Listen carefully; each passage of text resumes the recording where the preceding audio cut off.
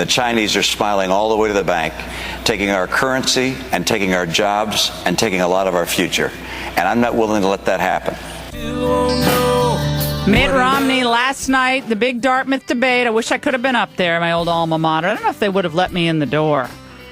And without a doubt, the most forceful commentary about China cheating on trade, the effects on the U.S. economy, and holding China accountable have come from Governor Romney. Joining us now, I'm absolutely thrilled. It's been a long time. It's been since February. Gov, how you doing? I'm doing terrific, Laura. And how'd you feel after last night?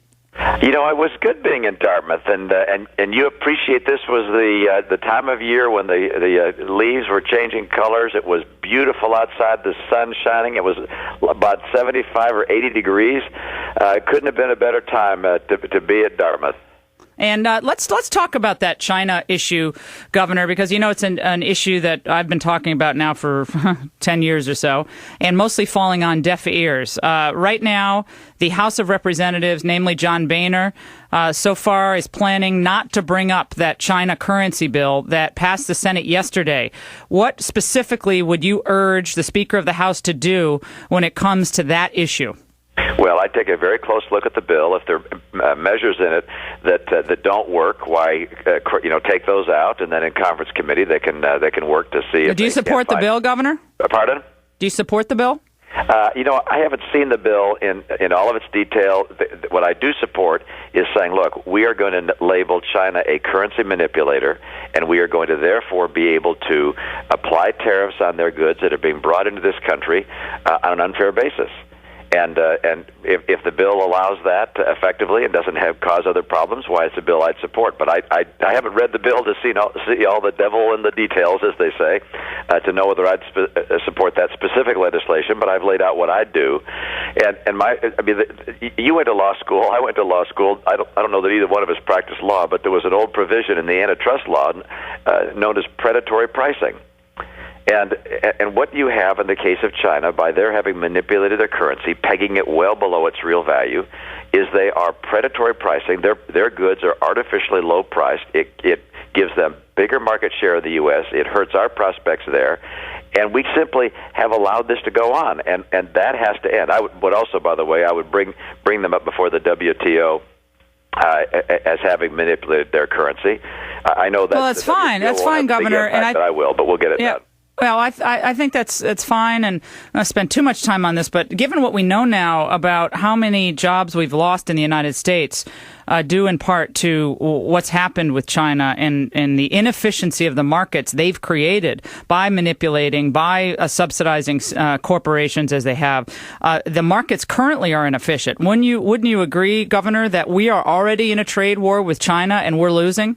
Well, I don't know that I'd use the term trade war, but it's a trade battle of some kind. And they have. It's a trade surrender. Let me call it that. We have been sitting here watching year after year as they have used unfair pricing, as they have stolen our intellectual property, as they have blocked the sale of U.S. goods into their government arenas. They have been fighting in a way which is smart, but we're dumb for having allowed it.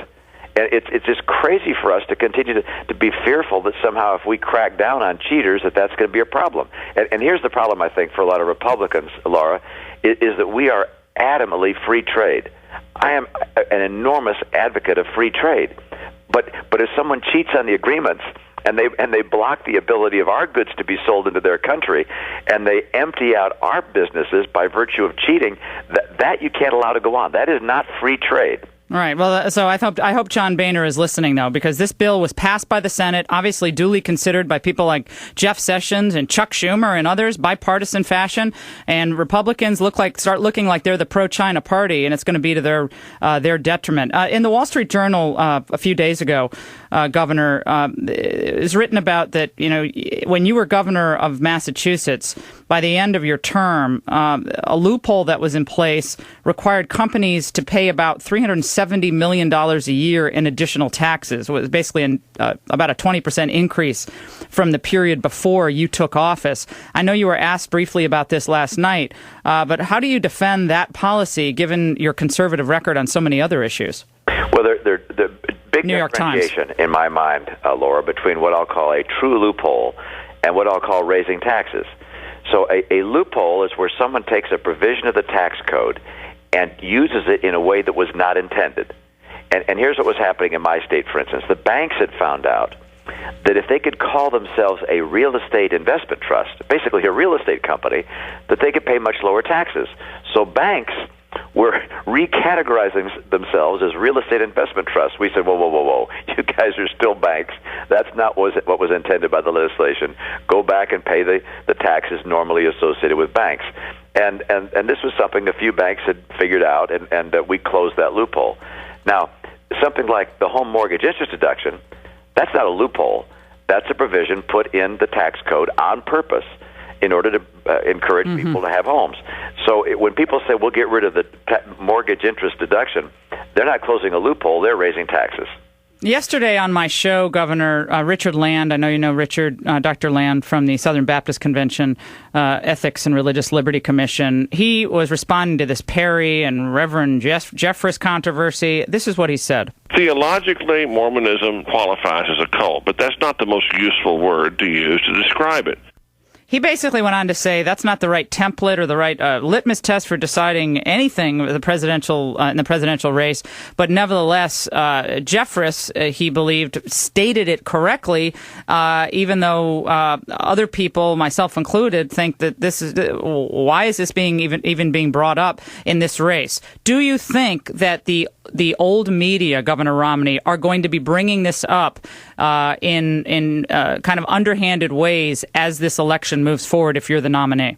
You know, that may well be. It's hard to predict what will happen in that regard. I don't think it will have much of a following. To tell you the truth, I know there are some people who make their decision based upon someone's religion, and I'm not going to change that. It's a free country, and people are able to do that. But overwhelmingly in our country, the people who run for office have eschewed anything of that nature.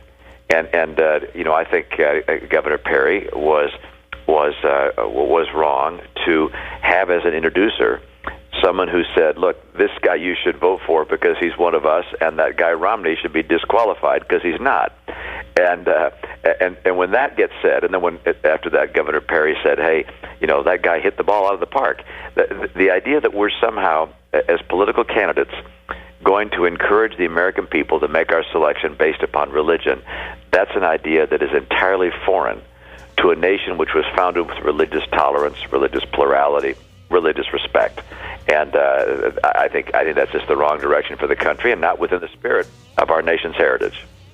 Governor Romney, we really appreciate your joining us. I know you're tired. It was a long day yesterday, and I'm glad you survived the Occupy Hanover rush. Apparently they wanted to come on stage and participate in the debate, but maybe next time. Look to seeing you there. All right, you take care. Governor Mitt Romney on the Laura Ingraham Show.